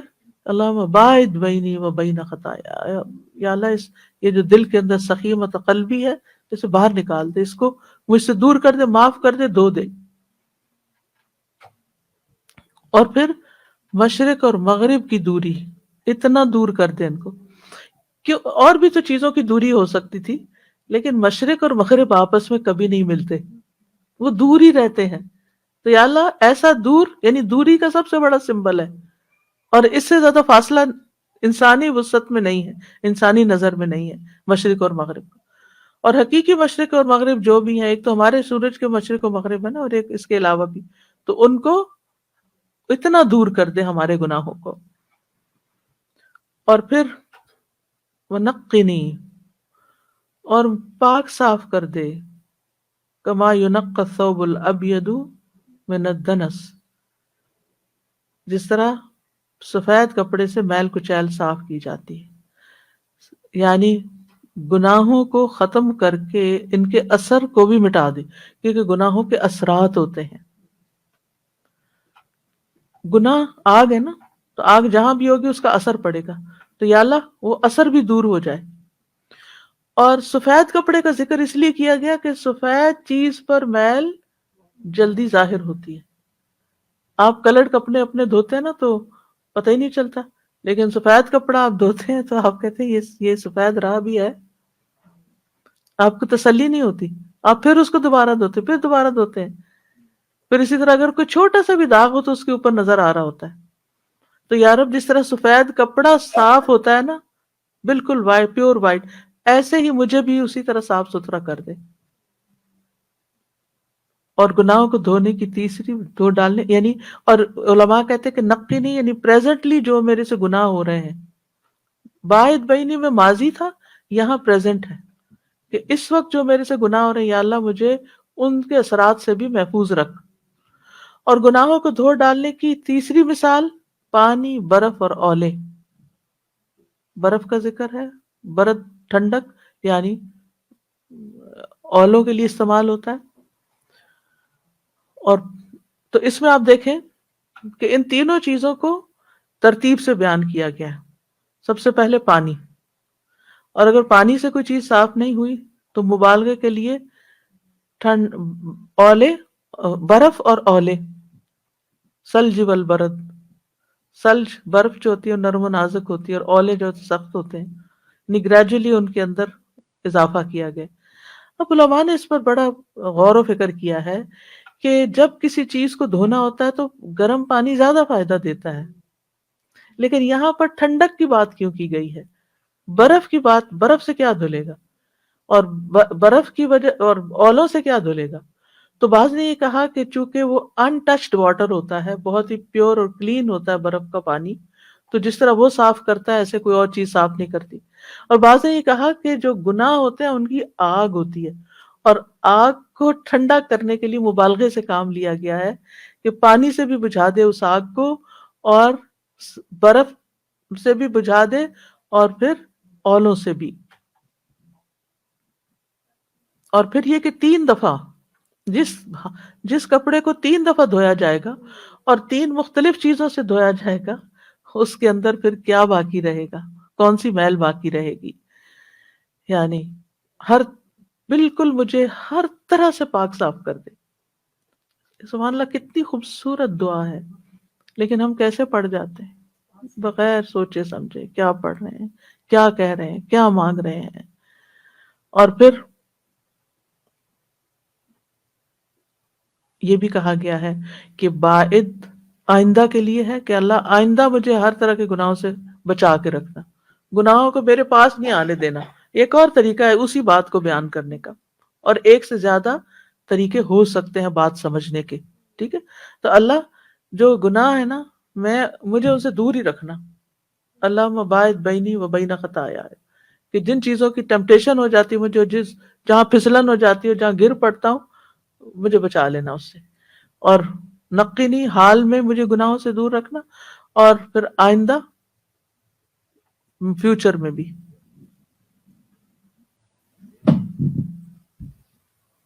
اور ماضی میں بھی جو ہو چکے ہیں ان کو بھی دو ڈال، سوری، فیوچر تو ہو گیا، اور پھر پریزنٹ، اور پھر پاسٹ۔ پھر ایک اور دعا ہے، سبحانک اللہم و بحمدک و تبارک اسمک و تعالی جدک و لا الہ غیرک۔ اے اللہ تو پاک ہے اور تیرے ہی لیے حمد ہے، تیرا نام بڑا ہی برکت والا ہے، تیری بزرگی بلند و برتر ہے، تیرے علاوہ کوئی الہ نہیں۔ نبی صلی اللہ علیہ وسلم نماز کے آغاز میں اس کو پڑھا کرتے تھے، یعنی سبحانک اللہم، اے اللہ میں تجھے پاک قرار دیتا ہوں ہر برائی اور نقص سے جو تیری ذات کے لائق نہیں، اور وبحمدک، تیری ایسی تسبیح بیان کرتا ہوں کہ جو حمد کے ساتھ ملی ہوئی۔ سبحانک اللہم وبحمدک وتبارک اسمک، اور تیرے نام کی برکت بہت زیادہ ہے۔ تبارک یعنی بہت بلند ہے، بہت برکت والا ہے، یعنی تیرے نام کو ذکر کرنے سے ہر طرح کی خیر اور بھلائی آ جاتی ہے۔ اور ایک معنی یہ بھی کیا گیا کہ تیری ذات بڑی عظمت والی ہے، تبارک اسم سے مراد تیری ذات بہت برکت والی ہے، وتعالی جدک، اور تیری عظمت بہت بلند ہے، یعنی تو بہت ہی بڑا ہے۔ اسی طرح کچھ اور دعائیں بھی ہیں جو آپ نماز کے اذکار کتاب میں پڑھ سکتے ہیں، یاد کر سکتے ہیں، اور کتاب ہمارے اسٹور، ٹھیک ہے، انشاءاللہ بعد میں آسیہ آپ پکڑ لیں۔ تو وہ دعا جو ہے اس میں یہ دعائیں موجود ہیں، آپ اس کتاب کو اپنی کسی نماز کی جگہ پر ساتھ رکھ لیں۔ نہیں، وہ جو کتاب ہے نا نماز کے اذکار، یہ نہیں، یہ تو نماز سے متعلق دیگر چیزیں ہیں، ایک کتاب الگ چھپائی تھی ہم نے، گرین والی جو ہے، جی ہاں، تو اس میں یہ دعائیں لکھی ہوئی ہیں، اس کو ساتھ رکھ لیجئے نماز کی جگہ کے قریب، اور اپنی کچھ ہیبٹ بنا لیجئے کہ ہر کچھ عرصے کے بعد ایک نئی دعا یاد کر لیں، کیونکہ ہم نے تو بچپن سے صرف سبحانک اللہ ہی سیکھی ہے، تو پھر باقی یاد نہیں ہوتی۔ تو نبی صلی اللہ علیہ وسلم کسی بھی چیز کو ایک روٹین نہیں بننے دیتے تھے، کیونکہ روٹین سے روح نکل جاتی ہے چیز کی، اس کے اندر تفنن پیدا کرتے تھے۔ انگریزی والا فن نہیں، مراد یہ کہ اس میں یعنی ورائٹی لاتے تھے، کبھی ایک دعا پڑھی، پھر دوسری پڑھی، پھر تیسری پڑھی، اس سے یہ ہے کہ توجہ زیادہ رہتی ہے اور زیادہ چیزیں مانگنے کا موقع بھی ملتا ہے۔ جیسے آپ دیکھیں وہ دعا وجہت وجہی للذی فطر السماوات والارض حنیفا وما انا من المشرکین ان صلاتی ونسکی ومحیای ومماتی للہ رب العالمین، اور اس سے آگے بہت خوبصورت دعا ہے، کافی طویل دعا ہے، تو اس کو آپ پڑھ سکتے ہیں۔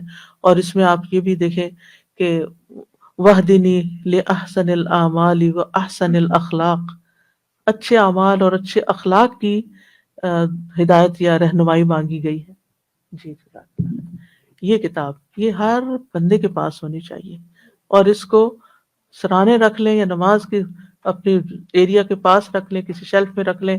اور نماز کے بعد جب آپ بیٹھتے ہیں نا تو کوئی ٹائم ایسے انسان کو، ہر انسان کا ایک وقت ہوتا ہے، کسی کو فجر کی نماز کے بعد اشراق تک انتظار کرنا ہوتا ہے تو مصلی پہ بیٹھے ہوئے ہیں، اس وقت بیٹھ کے یاد کر لیں دعا. کسی کو عصر کے بعد تھوڑی فرصت ملتی ہے، کسی کو عشاء کے بعد ملتی ہے. تو یہ تو صرف ایک چھوٹی سی یعنی گائیڈ لائن ہے کہ اس طریقے سے آپ یعنی اس میں کوشش یہ کی گئی ہے کہ قرآن و سنت میں جتنی دعائیں نماز سے متعلق اذکار ہیں ان سب کو اکٹھا کر دیا جائے، اور پھر ہم اگر ان کے باری باری ڈفرینٹ چیزیں پڑھتے ہیں تو انشاءاللہ مختلف چیزیں مانگ بھی سکیں گے اور ذکر بھی ہوتا رہے گا. اس کے بعد ہم تعوذ پڑھتے ہیں. تعوذ میں ہم عام طور پر اعوذ باللہ من الشیطان الرجیم پڑھ دیتے ہیں بس، لیکن نبی صلی اللہ علیہ وسلم نے اعوذ باللہ من الشیطان الرجیم من ہمزہ ونفخہ ونفثہ بھی پڑھا ہے. کیوں؟ اس کا مطلب کیا ہے؟ میں اللہ کی پناہ میں آتا ہوں شیطان مردود سے کہ وہ مجھ پر کوئی جنون کا اثر ڈالے، یا مجھ پہ تکبر پہ آمادہ کرے، یا غلط شعر و شاعری کی طرف لے کر آئے. ایک معنی یہ کیا گیا ہے، یعنی شیطان کے کام کیا ہے کہ وہ انسان کو خبتی بنا دیتا ہے، ہوش آواز بلا دیتا ہے، سمجھنے سوچنے کی صلاحیت مفقود کرتا ہے، یا انسان کے اندر ہوا بھر دیتا ہے کہ تم بڑی چیز ہو، نفخ یا یعنی ایسے کلام کی طرف راغب کرتا ہے جس سے پھر انسان اللہ کا ذکر بھول جائے. اور اسی طرح وہ بندے کے اوپر جو وسوسے ڈالتا ہے اس کی طرف بھی اشارہ ہے کہ اللہ مجھے شیطان کے وسوسوں سے بچا. اور نماز میں سب سے زیادہ شیطان جو ہے وہ حاوی ہو جاتا ہے اپنے وسوسے ڈالنے کے لیے، تو اس لیے آغاز میں ہی تعوذ پڑھ لینا چاہیے. اور ویسے بھی اللہ تعالیٰ کا حکم ہے فَإِذَا قَرَأْتَ الْقُرْآنَ فَاسْتَعِذْ بِاللَّهِ مِنَ الشَّيْطَانِ الرَّجِيمِ. نبی صلی اللہ علیہ وسلم بھی اللہ تعالیٰ سے استعاذہ طلب کرتے تھے. ابو سعید خدری کی روایت ہے کہ نبی صلی اللہ علیہ وسلم قرات سے پہلے اعوذ باللہ من الشیطان الرجیم پڑھا کرتے تھے. پھر اس کے بعد آپ سورۃ الفاتحہ پڑھتے ہیں جس کا معنی سب کو آتا ہے، اور پھر آپ کوئی نہ کوئی قرآن مجید کی سورت پڑھتے ہیں، چاہے سورۃ اخلاص ہو یا معوذتین ہو. چند نمازوں میں صورتیں مخصوص ہیں، باقی تو اوپن چوائس ہے، آپ جو بھی پڑھیں. اور چند نمازوں میں وہ کون سی صورتیں ہیں، جیسے صبح کی سنتوں میں اور مغرب کی سنتوں میں پہلی رکعت میں قل یا ایھا الکافرون اور دوسری رکعت میں قل ھو اللہ احد. ٹھیک ہے. اور پھر اسی طرح جمعے کی صبح فجر کی نماز میں نبی صلی اللہ علیہ وسلم پہلی رکعت میں سورۃ السجدہ اور دوسری رکعت میں سورۃ الدہر پڑھا کرتے تھے. تو بہرحال ان چیزوں کا بھی انسان کو دیکھ لینا چاہیے اور اس سنت کی پیروی کرنی چاہیے. نماز کا تیسرا رکن جو ہے یعنی تکبیر اور قیام کے بعد وہ ہے رکوع. اور اسی طرح یہ بھی کہا گیا ہے کہ نماز کی 3 تہائیاں ہیں، ایک میں طہارت، ایک میں رکوع اور ایک میں سجود ہے. بہرحال رکوع میں خاص چیز یہ ہے کہ صحیح طریقے پر رکوع ہونا چاہیے، اور اس کا طریقہ یہ ہے کہ آپ کی گردن اور کمر برابر لائن میں جا رہی ہو. یعنی بعض لوگ جھکتے ہیں اور ذرا اٹھے ہوئے ہوتے ہیں، ایسا بھی نہیں ہونا چاہیے. بعض لوگ اتنا جھک جاتے ہیں کہ نیچے لڑک جاتے ہیں، وہ بھی ٹھیک نہیں. اعتدال میں رہیں اور اپنا سر بھی سیدھا رکھیں. کئی لوگ سر جھکا لیتے ہیں یا سر اٹھا لیتے ہیں، تو دونوں چیزیں ٹھیک نہیں ہیں. کمر اتنی سیدھی ہونی چاہیے، یعنی آپ یوں کھڑے ہیں قیام ہے اور اتنی آپ کی جھک جانی چاہیے کہ بالکل سیدھی لائن ہو جائے، اور اس پر اگر کوئی چیز رکھے تو وہ گرے نہیں، یعنی خم نہیں ہونا چاہیے کمر میں. نبی صلی اللہ علیہ وسلم صحابہ کو درست طریقے پر رکوع کرنا سکھاتے تھے. آپ نے فرمایا جب تم رکوع کرو اپنی ہتھیلیوں کو اپنے گھٹنوں پر رکھو. کچھ لوگ گھٹنے کو پیچھے سے پکڑ لیتے ہیں. کچھ ریسنٹلی میں نے کسی کو دیکھا، انہوں نے یعنی یہ جیسے گھٹنا ہے نا تو اس کو یہاں سے پکڑا ہوا تھا. سامنے ہاتھ رکھنا چاہیے، یعنی سامنے ہاتھ رکھ کے سائڈ سے نہیں پکڑے. یعنی ٹانگیں پکڑنے کے لیے نہیں کہا گیا بلکہ گھٹنوں پر ہاتھ رکھنے کے لیے کہا گیا. پھر اسی طرح یہ ہے کہ نبی صلی اللہ علیہ وسلم بہت اطمینان سے رکوع کرتے تھے، اور آپ نے فرمایا اللہ کی قسم جب بھی تم رکوع کرتے ہو اور سجدہ کرتے ہو میں تمہیں اپنی پیٹھ کے پیچھے دیکھ لیتا ہوں. اور رکوع میں اطمینان جو ہے وہ دراصل نبی صلی اللہ علیہ وسلم کی سنت ہے، اور اس کے بغیر نماز ناقص ہوتی ہے. درست رکوع پر ہی نماز کی قبولیت اور عدم قبولیت کا انحصار ہے. ابو ہریرہ کہتے ہیں ایک آدمی 60 سال نماز پڑھتا رہتا ہے لیکن اس کی نماز قبول نہیں ہوتی، شاید اس کی وجہ یہ ہو کہ وہ رکوع تو پورا کرتا ہے لیکن سجدہ مکمل نہیں کرتا، یا سجدہ پورا کرتا ہے لیکن رکوع پورے نہیں کرتا. پورا رکوع کرنے سے مراد یہ کہ پوری طرح جھکنا، یعنی پورا رکوع یہ آدھا آدھا جھکے کھڑے ہیں، یعنی آدھی سی کھڑے اور لیٹے کی کیفیت میں ہے، تو اس سے نماز نہیں ہوتی. رسول اللہ صلی اللہ علیہ وسلم نے فرمایا وہ نماز کافی نہ ہوگی جس میں آدمی اپنی پشت کو رکوع اور سجود میں سیدھا نہ رکھے، وہ کافی نہیں ہوگی. اسی طرح سجدے میں بھی اس طرح نہیں لٹک جانا چاہیے کہ انسان گر پڑے زمین پہ، بلکہ اپنی پشت کو سیدھا رکھے اور جلدی جلدی نہ کرے، کیونکہ یہ منافق کی نماز ہوتی ہے کہ وہ اپنی نماز میں اس طرح نیچے اوپر ہوتا ہے جیسے مر ٹھونگے مار کے دانا چن رہا ہو. پھر رکوع کی دعائیں کیا ہیں؟ سب سے مشہور دعا تو یہی ہے سبحان ربی العظیم، میرا رب عظیم ہر عیب سے پاک ہے. سبحان پاک ہے، ربی میرا رب، العظیم جو بہت عظمت والا ہے. یعنی رکوع میں اللہ تعالیٰ کی تعظیم کا ذکر کرنا چاہیے، اور یہ تعظیم 3 طرح سے ہوتی ہے: دل کی تعظیم، اعضاء کی تعظیم، اور زبان کی تعظیم. ٹھیک ہے، یعنی زبان بھی عظمت کا اظہار کرے اور جسم بھی عظمت کا اظہار کرے، اور احساس بھی اللہ کی عظمت کا ہو دل میں. یعنی انسان اس بات کا اپنے حال سے، زبان حال اور زبان کال سے اظہار کرے کہ اے اللہ بڑائی تیرے ہی لیے ہے اور میری صفت عاجزی ہے، میں تو عاجز بندہ ہوں. اور اسی وجہ سے رکوع میں سبحان ربی العظیم عظمت کی بات کی گئی، اور سجدے میں سبحان ربی الاعلی. پھر اسی طرح رکوع کی ایک اور خوبصورت دعا ہے سبوح قدوس رب الملائکۃ والروح، منزہ اور پاک ذات جو فرشتوں اور جبریل کا رب ہے. اور یہ پوری توجہ سے آپ یہ دعا پڑھیں تو آپ دل کے اندر کے بہت سے بوجھ ختم ہو جائیں گے. سبوح کا مطلب ہے جو ہر قسم کے نقائص اور شرک سے پاک ہے، اور قدوس کا مطلب ہے ہر اس چیز سے پاک جو خالق کے لائق نہیں، ہر اس چیز سے پاک جو خالق کے لائق نہیں.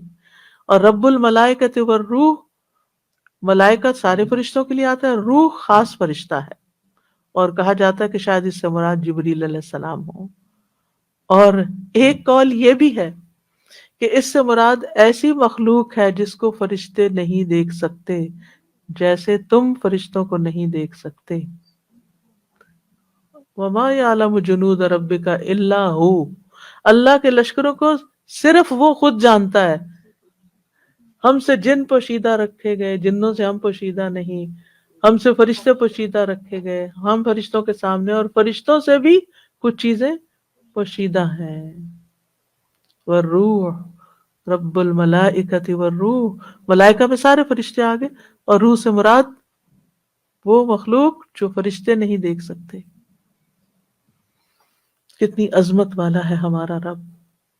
پھر اسی طرح سبحانک و بحمدک لا الہ الا انت، پاک ہے تو اپنی تعریف کے ساتھ اور تیرے سوا کوئی الہ نہیں.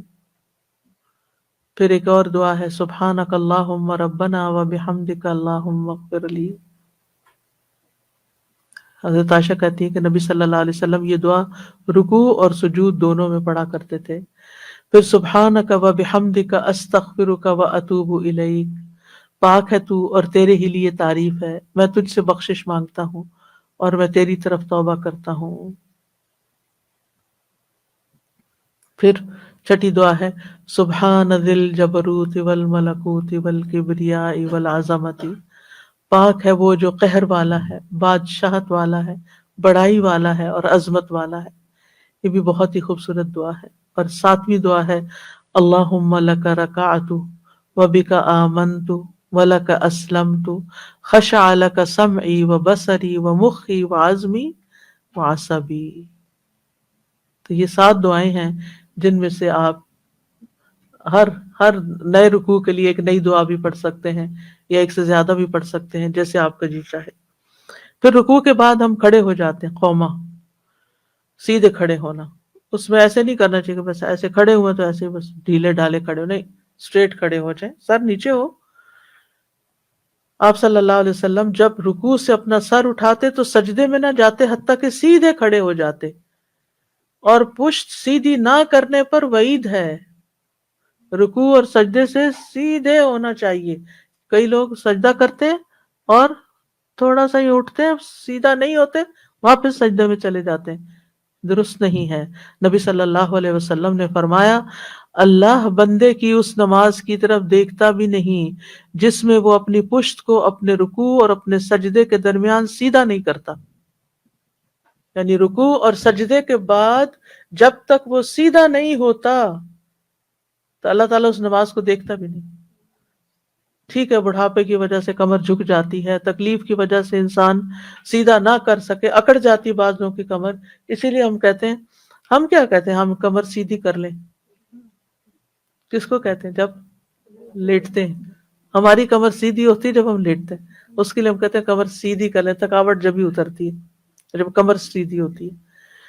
لیکن ہماری تھکاوٹیں دور ہو جائیں اگر ہم نماز میں کمر سیدھی کریا کریں، اور شروع سے ہی بچوں کو اگر سکھا دیں کہ کمر سیدھی کریں، اور ان کو چیک کریں کہ انہوں نے رکوع سے اٹھ کے سیدھے کھڑے بھی ہوئے ہیں کہ بس رکوع سے اٹھ کے واپس سجدے میں گر گئے.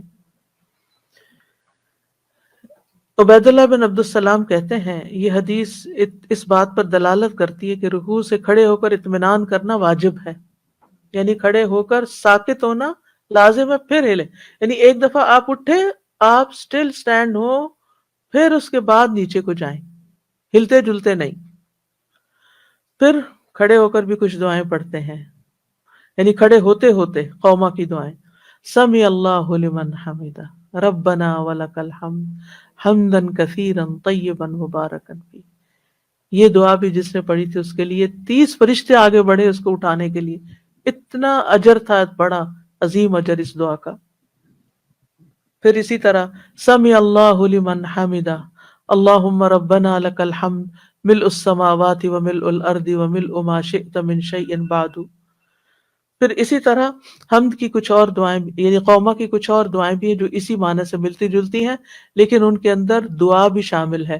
آخر میں اللہم لا مانع لما اعطیت ولا معطی لما منعت ولا ينفع ذا الجد منک الجد. اور ایک اور دعا میں اللہم طہرنی بالثلج والبرد والماء البارد اللہم طہرنی من الذنوب والخطایا کما ينقى الثوب الابيض من الوسخ. دنس کی بجائے یہاں وسخ یعنی میل کچیل کا لفظ آیا ہے. پھر سجدے کا وقت آ جاتا ہے تو قرآن مجید میں سجدہ کرنے کا حکم دیا گیا ہے. فاسجدوا للہ واعبدوا، اللہ کو سجدہ کرو اور اس کی عبادت کرو، بندگی کرو. سجدہ اللہ تعالیٰ سے قرب کا ذریعہ ہے. کلا لا تطعہ واسجد واقترب. سجدے میں دعائیں قبول ہوتی ہیں. نبی صلی اللہ علیہ وسلم نے فرمایا سجدہ کرتے ہوئے بندہ اپنے رب کے سب سے زیادہ قریب ہوتا ہے، بس سجدوں میں کثرت سے دعا کیا کرو. سجدہ کرنے سے نیکی اجر ملتا ہے، گناہ معاف ہوتے ہیں اور درجات بھی بلند ہوتے ہیں. سجدے کی جگہوں پر آگ حرام ہو جائے گی. اور اسی طرح سجدہ پورا نہ کرنے والے کے لیے بھی وعید ہے. یعنی پوری طرح جم کے سجدہ کرنا چاہیے، ہلتے ہلتے نہیں سجدہ، نیچے کے اور جلدی سے اٹھ گئے، ایسا نہیں ہونا چاہیے کہ جاتے ہوئے ایک دفعہ سبحان اللہ سبحان ربی اللہ کہا، دوسری دفعہ نیچے اور تیسری دفعہ اٹھ کے. یہ نہیں ہونا چاہیے، بلکہ تینوں تسبیحات جم کے نیچے ہی ہونی چاہیے. سجدے کی دعاؤں میں سبحان ربی الاعلی، سبحان ربی الاعلی کم از کم 3 دفعہ پڑھنا ہوگا، زیادہ تو کوئی حد ہی نہیں. آپ نبی صلی اللہ علیہ وسلم، حضرت حذیفہ کہتے ہیں میں نے ایک رات نبی صلی اللہ علیہ وسلم کے ساتھ نماز پڑھی، آپ نے سجدہ کیا اور پڑھا سبحان ربی الاعلی، اور آپ کا سجدہ قیام کے برابر تھا. جتنی دیر کھڑے رہے اتنی دیر سجدے میں پڑے رہے. پھر سجدے کی دعاؤں میں اللہم اغفر لی ما اسررت وما اعلنت، اتنی دعا، اے اللہ میرے گناہ بخش دے جو میں نے چھپ کے کیے اور جو میں نے اعلانیہ کیے. اور اسی طرح سبوح قدوس رب الملائکۃ والروح، پھر سبحانک و بحمدک لا الہ الا انت، پھر سبحانک اللہم ربنا و بحمدک اللہم اغفر لی، پھر سبحان ذی الجبروت والملکوت والکبریاء والعظمہ، پھر اللہم اغفر لی ذنبی کلہ دقہ و جلہ اولہ و آخرہ و علانیتہ و سرہ۔ یہ نبی صلی اللہ علیہ وسلم اپنے سجدوں میں دعا پڑھا کرتے تھے۔ اتنی خوبصورت دعا ہے، اے اللہ میرے سب گناہ بخش دے، تھوڑے ہوں یا زیادہ، پہلے ہوں یا پچھلے، ظاہر ہوں یا چھپے ہوئے۔ ایک اور دعا ہے، اللہم اعوذ برضاک من سخطک وبمعافاتک من عقوبتک واعوذ بک منک لا احصی ثناء علیک انت کما اثنیت علی نفسک۔ اے اللہ میں تیری ناراضگی سے، تیری رضامندی کی اور تیری سزا سے تیری معافی کی پناہ چاہتا ہوں، اور میں تجھ سے ڈر کر تیری ہی پناہ میں آتا ہوں، تجھ سے ڈر کے تیری ہی پناہ میں آتا ہوں۔ میں تیری تعریف کرنے کی طاقت ہی نہیں رکھتا، تو ویسا ہی ہے جیسا تو نے خود اپنی ثنا بیان کی۔ کتنی خوبصورت دعا ہے یہ، اور جب بندہ عاجزی کے ساتھ سجدے میں پڑھ کے یہ دعا کرتا ہے تو اللہ تعالیٰ کو کتنا پیار آتا ہوگا اس بندے پر۔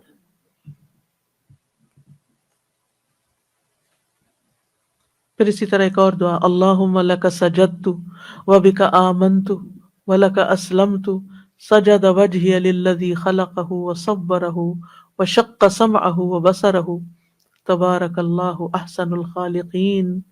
اے اللہ میں نے تیرے لیے سجدہ کیا، میں تجھ پر ایمان لایا، میں تیرا فرما بردار ہوا، میرے چہرے نے اس ذات کو سجدہ کیا جس نے اس کو پیدا کیا اور اسے شکل دی، اس میں کان اور آنکھیں بنائیں۔ بڑی برکتوں والا ہے اللہ جو بہترین ہے پیدا کرنے والا ہے۔ یعنی اس وقت چہرہ انسان کا زمین پر ہوتا ہے نا، تو چہرے کی فیچرز کی بات کی گئی ہے یہاں پر۔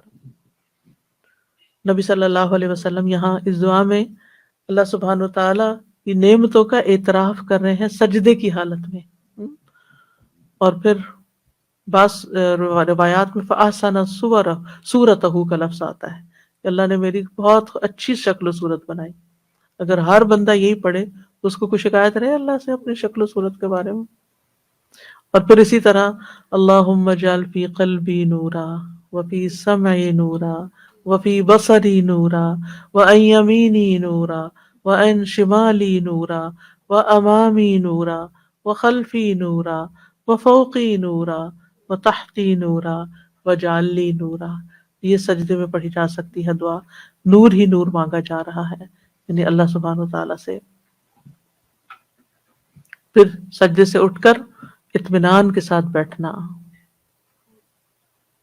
یعنی جیسے رکوع سے اٹھ کے اطمینان کرنا، ایسے ہی ایک سجدے سے دوسرے سجدے کے بیچ میں بھی سکون سے بیٹھنا۔ آپ صلی اللہ علیہ وسلم اللہ اکبر کہہ کے سجدے سے سر اٹھاتے اور اپنا بایاں پاؤں موڑ کر اس کے اوپر بیٹھ جاتے، بائیں پاؤں کے اوپر بیٹھ جاتے، حتیٰ کہ ہر ہڈی اپنی اپنی جگہ لوٹ آتی۔ اور بعض روایات میں تو آتا ہے کہ آپ دو سجدوں کے درمیان اتنا ہی بیٹھتے تھے جتنا سجدے کے اندر ٹائم لگاتے تھے، اتنی دیر تک بیٹھتے تھے۔ اور اس میں پھر دعا پڑھتے، وہ دعا کیا ہے، رب اغفر لی رب اغفر لی، اے میرے رب مجھے بخش دے، اے میرے رب مجھے بخش دے۔ اور ایک اور دعا بھی بتائی جاتی ہے لیکن وہ ضعیف ہے، یعنی اس سجدے کے درمیان کے لیے نہیں ہے، ویسے پڑھ سکتے ہیں آپ، اللہم اغفر لی ورحمنی واہدنی وعافنی وارزقنی واجبرنی وارفعنی۔ اچھا، پھر تشہد۔ تشہد کیا ہے؟ اللہ سبحانہ تعالیٰ کی حمد و ثنا بھی ہے اور نبی صلی اللہ علیہ وسلم پر درود و سلام بھی ہے۔ ان اللہ وملائکتہ یصلون علی النبی یا ایھا الذین آمنوا صلوا علیہ وسلموا تسلیما۔ حدیث میں آتا ہے جو شخص آپ پر سلام بھیجے گا اللہ تعالیٰ اس کو سلامتی عطا کرے گا۔ نبی صلی اللہ علیہ وسلم نے اس پر سجدہ شکر ادا کیا تھا، تو رسول اللہ صلی اللہ علیہ وسلم نے فرمایا زمین میں اللہ کے کچھ فرشتے گھومتے پھرتے رہتے ہیں اور میری امت کا سلام مجھے پہنچاتے رہتے ہیں۔ اور تشہد کے جو کلمات ہیں ان کو آپ اس طرح سکھاتے تھے جیسے قرآن کی کوئی سورت سکھائی جاتی ہے۔ تو تشہد میں التحیات للہ والصلوات والطیبات السلام علیک ایہا النبی ورحمۃ اللہ وبرکاتہ السلام علینا وعلی عباد اللہ الصالحین اشہد ان لا الہ الا اللہ واشہد ان محمدا عبدہ ورسولہ. التحیات، التحیہ جو ہے حیات سے، زندہ کرنا، باقی رکھنا. تو اس کا مطلب کیا کیا گیا کہ تحیت سے مراد یعنی اللہ کی بقا کا اظہار ہے کہ اللہ ہمیشہ باقی ہے، ہمیشہ سے ہمیشہ رہے گا. تحیہ سے مراد بادشاہی بھی ہے اور اس سے مراد کلمہ طیبہ بھی ہے. عرب جب کسی کو تحیہ کی دعا دیتے تو کہتے تم 1000 سال جیو، لیکن جب اللہ تعالیٰ کے لیے ہم التحیات کہتے ہیں تو ہم دعا نہیں دیتے کیونکہ اللہ تعالیٰ کو ہماری دعا نہیں چاہیے. اس کا مطلب یہ ہے التحیات جمع کا صیغہ ہے کہ وہ ساری دعائیں جو دنیا کے بادشاہوں کو دی جاتی ہیں اور ان کے لیے تعریفی کلمات کہے جاتے ہیں وہ ساری کی ساری اللہ کے لیے ہے، اس سے بھی زیادہ، اور ساری بادشاہت کا حقدار بھی وہی ہے. اور والصلوات جسمانی عبادات، نماز کہا جاتا ہے، اس سے مراد 5 نمازیں ہیں، یعنی مراد تمام قسم کی عبادات ہیں. اور ایک معنی یہ بھی ہے صلاۃ کا دعائے رحمت، اس کا مراد رحمت ہے. دعائیں بھی مراد ہے لیکن یہ اللہ کے لیے دعائیں نہیں ہیں. والطیبات، طیبات سے مراد پاکیزہ کلام ہے جس کے ساتھ اللہ تعالیٰ کی حمد و ثنا کرنا مطلوب ہے. اور ایک قول یہ ہے کہ طیبات سے مراد اللہ کا ذکر ہے، صالح اقوال اور اعمال صالح ہیں. تو التحیات سے مراد قولی عبادات لی جاتی ہیں، زبان سے بولی ہوئی عبادتیں.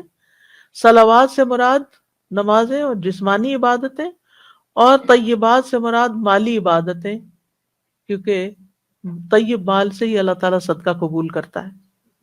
تو یہ ساری ہم کیا کہتے ہیں کہ ساری کی ساری عبادتیں کس کے لیے؟ اللہ رب العزت کے لیے.